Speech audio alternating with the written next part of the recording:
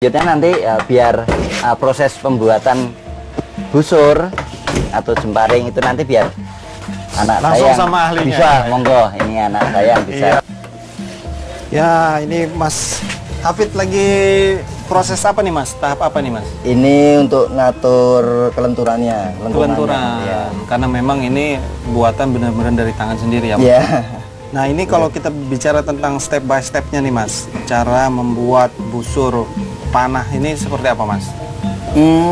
Ya sebenarnya dari awal dari yang open kita pasang kayu, ini namanya cam. Berarti Ya. ini di luar dari bambu ya? Di luar dari bambu. Ini untuk fungsinya untuk memperkuat bambunya biar tidak mudah pecah. Setelah itu ini ada namanya cengkolak kalau orang Jawa. Ya, cengkolak itu risernya. Ini ada dari. Ini ngukir sendiri ya, cetakan atau gimana? Gergaji sendiri. Oh, gergaji sendiri dan membuatnya juga sendiri ya? Iya. Dari tangan sendiri, bukan cetakan ya? Iya, bukan cetakan. Nah, terus sudah berarti ini disambung ke sini ya Mas ya? Iya, nanti. Nah, dari pembuatan satu busur ini apa yang paling diperhatikan sehingga busur ini bisa siap digunakan Mas? Kalau yang paling sulit dan paling penting itu adalah ngatur ini tadi, sayapnya. Ngatur sayapnya. Iya, biar apa? Kelenturannya itu harus sama, harus seimbang antara atas sama bawah. Atas sama bawah ya. Iya. Berarti harus seimbang. Dan proses untuk menjadi satu ini bisa memakan waktu berapa lama? Kalau intens sih, kerja intens bisa sekitar 2 sampai 3 hari. 2 sampai 3 hari sudah siap pakai. Sudah siap pakai. Sudah siap pakai. Nah, dari ini kan busurnya, kalau dari segi anak panahnya?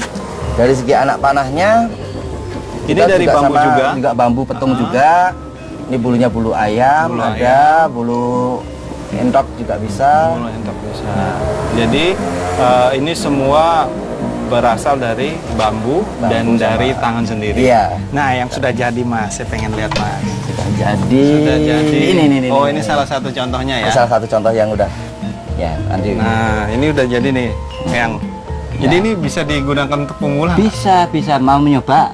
Boleh dong. Iya, diajarin ya. Iya, saya ajarin. Untuk tahap pertama mungkin kita yang deket-deket dulu mungkin ya. Boleh. Nanti jarak 10 meter dulu. Nanti kalau sudah bisa nanti ke jarak 30 Boleh. meter. Ayo, yang ajarin saya ya. Iya, monggo. Ayo.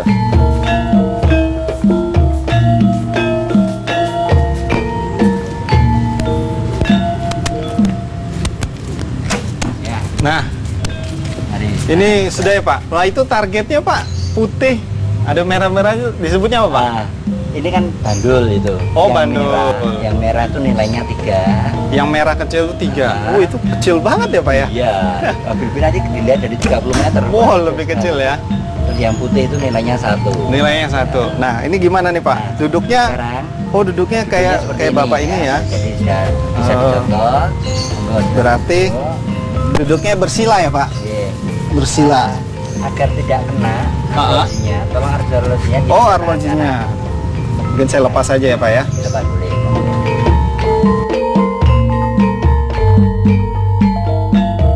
Tegap. Lalu ke dalam jarinya. Maju dikit. Maju dikit. Kepala tegak. Ya. Wah. Kalau belum terlalu bagus ya Pak hasilnya ya Pak. Iya. Tapi kalau untuk 5 sampai 10 meter kira-kira saya untuk naik ke 30 meter kira-kira bisa Pak. Bisa. Nah, saya pengen coba nih Pak 30 meter ya Pak. Oke. Pecinta Outriders, sesaat lagi saya akan mencoba dengan jarak yang lebih sulit yakni 30 meter. Nah, seperti apa? Tetaplah bersama Olahraga Tradisional.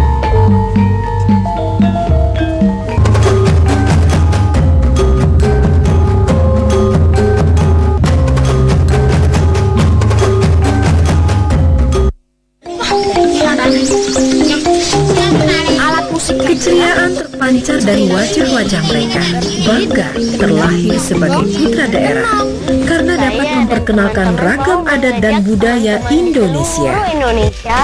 Untuk melihat keindahan Anak bawah laut Indonesia, di salah Sabtu satu dan pulau Minggu yang pukul terletak 9.30 waktu Indonesia Barat di saluran Pemersatu Bangsa TVRI.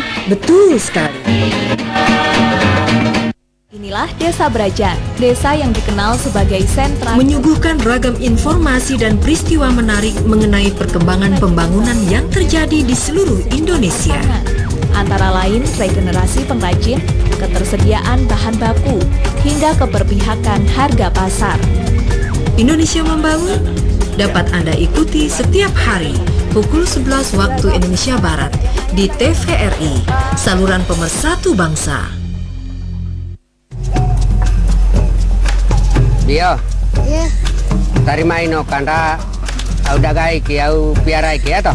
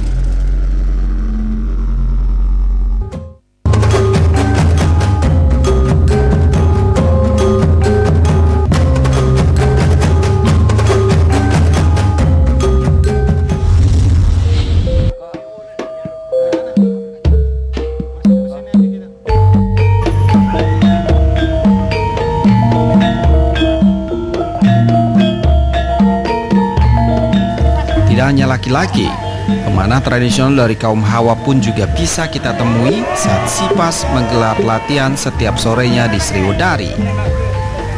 Untuk menggiatkan dan melestarikan olahraga jemparing ini, komunitas Sipas juga rutin menggelar kejuaraan. Selamat pagi Bahkan semuanya. pesertanya tidak hanya dari Surakarta, namun juga dari kota dan beberapa provinsi lainnya di Indonesia.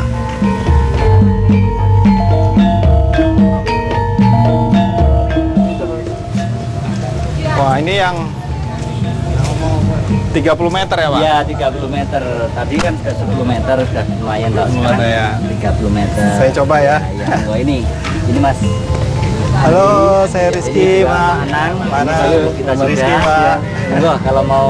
Iya, nih saya bincang atau mau banyak-banyak panah, tanya nih, Pak. Kalau tadi kan kita sudah sama Kakung Popo selaku penasehatnya nih. Kalau dari segi ini kan Bapak penghobi ya, Pak. Kenapa Bapak menghobi? Apa yang Bapak dapatkan ketika hobi jemparingan ini, Pak? Kalau menurut saya untuk jemparingan ini banyak sekali manfaat dan filosofi di dalamnya itu sangat-sangat luhur bagi kita, budaya leluhur yang harus kita uri-uri, di mana kita juga olah rogo, Olah rogo. olah rasa, olah jiwa. Ini kita membangun rasa yang betul-betul untuk menjadi pribadi manusia yang lebih berbudaya. Betul, Ini Pak.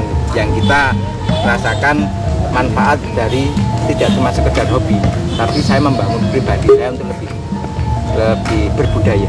Ini yang olah rasa itu yang saya. Nah, kalau Pak Anang ini olah hobi saja ataukah Bapak sudah mengikuti berbagai perlombaan untuk jemparingan, Pak? Pernah berapa kali Berapa kali? jemparingan yang namanya gladen. Oh, gradet. Kalau dari segi kita berbicara tentang kesulitan olahraga ini, Pak, di mana letak kesulitannya, Pak? Letak kesulitannya sebetulnya cuman dirasa, Mas. Dirasa. Jadi tidak seperti olahraga yang lain, karena antara mata, pikiran dan hati itu harus fokus ke arah target. Berarti ini kita menggunakan emosi juga ya? Bagaimana kita mengontrol emosi itu ya, Pak? Ya? Betul. Jadi olahraga ini termasuk olahraga bagi orang-orang yang bisa mengendalikan emosi. Gitu. Jadi ada sedikit pikiran atau rasa yang bagaimana saya yakin nggak bakal bisa kena. Gitu ya, Pak? Ya? Nanti jenengan bisa coba. Iya. Saya aja tadi 5 meter meleset mulu, Pak. Ini 30 meter. 30 meter itu 6 kali lipat ya, Pak. Nah, Pak, kalau Bapak ini menghobi ataupun apa disebutnya, Pak? Jemparingan. Jemparingan. Gaya Mataram. Gaya Mataraman. Untuk pemanahnya disebut kalau bahasa Jawa Penjemparing. penjemparing. Bapak menjadi penjemparing sejak kapan Pak? Saya mulai suka dan tertarik Mas itu setengah tahun yang lalu. Saya ketemu Pak Popop atau Pak Edi Rustopo sebagai sesepuh daripada SIPAS, Perkumpulan Penjemparingan di Bonrojo Sriwedari ini. Di situ saya melihat dan mencoba, ternyata olahraga ini memang benar-benar olah rogo dan olah rasa. Di situ yang saya suka, karena di samping mata, pikiran dan hati itu harus fokus ke target Mas. Kalau salah satu itu tidak konsen, kita tidak bisa menggabungkan unsur itu, saya jamin nggak bakal bisa kena target ya Pak.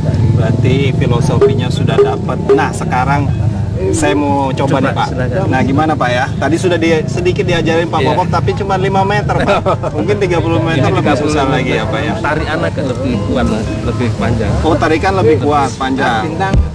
Mas Bintang. Nah coba, oke. Nanti dirasa dulu. Dirasa dulu kemiringan. Miringan sini. Tangan lurus. Ini. Tarik. Terus.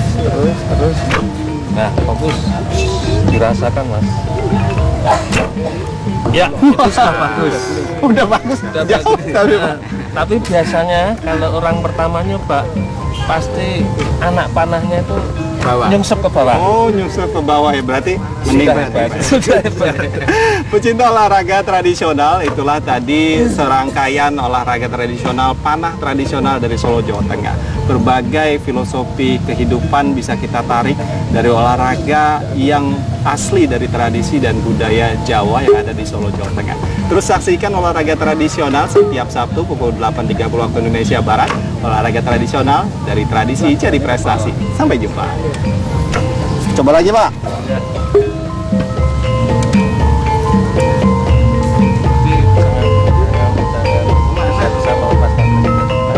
Jadi